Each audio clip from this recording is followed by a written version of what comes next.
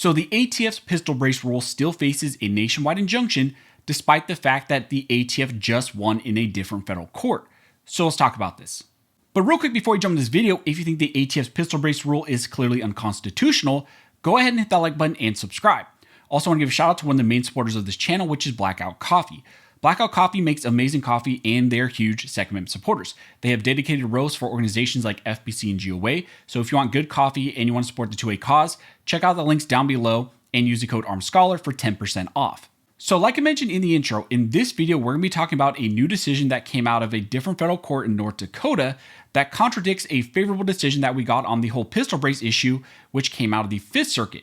Recently, the Fifth Circuit found that in the Mock v. Garland case, that the district court was incorrect in denying the plaintiff's original request for a preliminary injunction. The Fifth Circuit then sent the case back down to the lower court to Judge Reed O'Connor to issue a new decision on the injunction.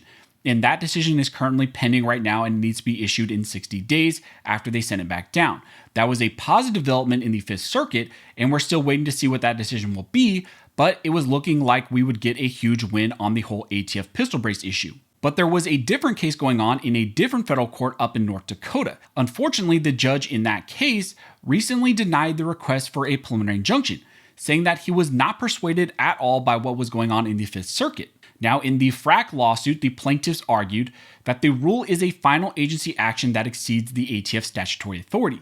The rule regulates pistols and other firearms equipped with stabilizing braces, even though the text, structure, history, and purpose of the NFA and GCA show that the statute does not regulate such weapons. In the FRAC lawsuit, the ATF claims that their new pistol brace rule is simply a clarification and it aims to stop the loophole where people are getting around what the current law was.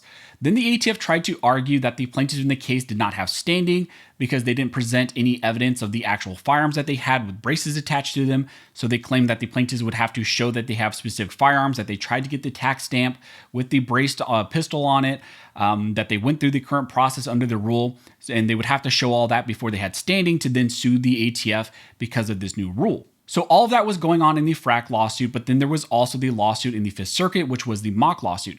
The Fifth Circuit eventually reviewed all of this issue, and they originally issued an administrative stay in that mock case, and then we saw a bunch of district courts in the Fifth Circuit also issue some temporary injunctions. Those injunctions protected specific 2A organizations like FBC, GOA, SAF, and then also their members. Well, then after a hearing in the Fifth Circuit Court found that the plaintiffs in that case did show a likelihood of success on the merits to be granted a preliminary injunction. For a motion for preliminary injunction, there are various factors that you must show, one of the big ones being a likelihood of success on the merits.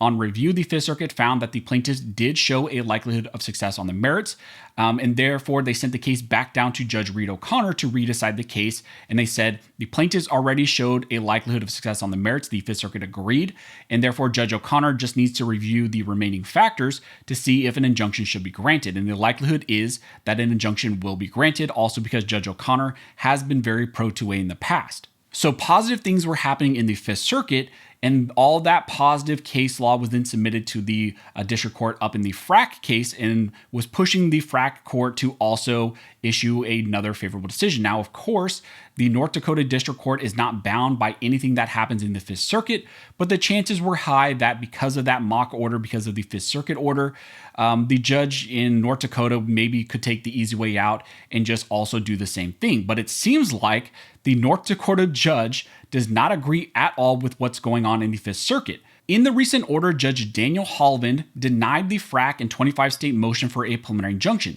and he found that they have not shown a likelihood of success on the merits. And since he believed they could not show a likelihood of success on the merits, he denied review of the other elements of the injunction and just ruled in favor of the ATF. The judge, in reaching this decision, said some very concerning things. In the order, the judge stated that, at the outset, it is clear that the uniquely dangerous weapons, including short-barreled rifles, are not protected by the Second Amendment. This lawsuit is not a challenge to the constitutionality of the final rule. The United States Supreme Court recognized in Heller that the Second Amendment does not protect weapons not typically possessed by law-abiding citizens for lawful purposes, such as short-barreled shotguns. Federal courts have extended this same analysis to short-barreled rifles. The ATF's final rule simply identifies criteria for short-barreled rifles and does not implicate the Second Amendment. Further, The laws that regulate the use of firearms accessories or attachments does not, as a general rule, implicate the Second Amendment. For example, federal courts have held that a silencer is not a firearm on its own, but rather a firearm accessory. As a result, a silencer is not a bearable arm protected by the Second Amendment.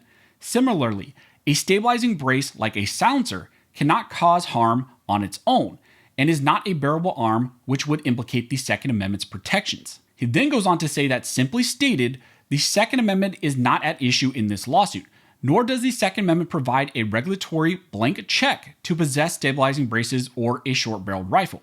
The Second Amendment does not prohibit reasonable licensing regimes associated with ownership of a firearm. So the judge in this case believes that the Second Amendment is not implicated at all because these so-called SBRs are allegedly dangerous and unusual, and he also believes that accessories and these accessory restrictions, which are implicated by the final rule, does not implicate the Second Amendment because he believes accessories are not arms, and he's trying to draw a distinction between maybe what a silencer is, even though under federal law they treat a silencer actually as a firearm, which he didn't address that at all. But he's trying to draw this distinction between what an accessory is and what actually would be an arm. Then he goes on to say that the decision in Mock v. Garland by the Fifth Circuit is not persuasive at all. He states in the order that this court is aware of the reversal rendered in Mock and understands its significance, but is not bound nor persuaded by the 2-1 holding of the Fifth Circuit Court of Appeals.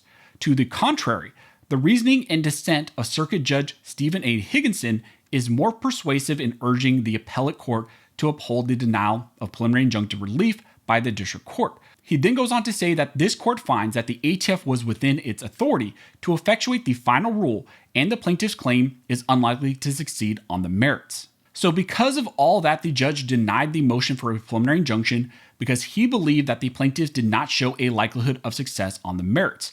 Now, in the grand scheme of things, you may be asking, what does this all mean? Well, altogether, although this was a negative decision on the whole pistol brace issue, the pistol brace issue is very much still just kind of in the air. The injunctive protection that was issued by the Fifth Circuit and the lower courts in the Fifth Circuit for organizations and their members is still in place. So as long as you're a member of FBC, GOA, SAF, or some of those other organizations, you're still protected by those injunctions. Plus, we're still waiting to see what the judge in the district court is going to say in Texas, Judge O'Connor. Judge O'Connor has issued very pro-2A decisions recently, like in the Vanderstock ATF frames and receivers case. So we're still waiting for that decision, and that could have huge implications going forward if he issues a nationwide injunction like he did in the frames and receivers case. But generally, this is not positive. This is not positive in the North Dakota issue. It doesn't seem like the judge is going to be very favorable at all up in North Dakota. So we're going to have to rely more on some of the things in the Fifth Circuit. The Fifth Circuit has shown that they believe and they agree with our side on this whole ATF issue with pistol braces, but it's still going to have to make its way through the process. But that's what's currently going on with the whole pistol brace lawsuit. We had the North Dakota District Court rule against us. They ruled in favor of the ATF, but we're still waiting to see what happens from Judge O'Connor in Texas. So that's what we will be watching going forward.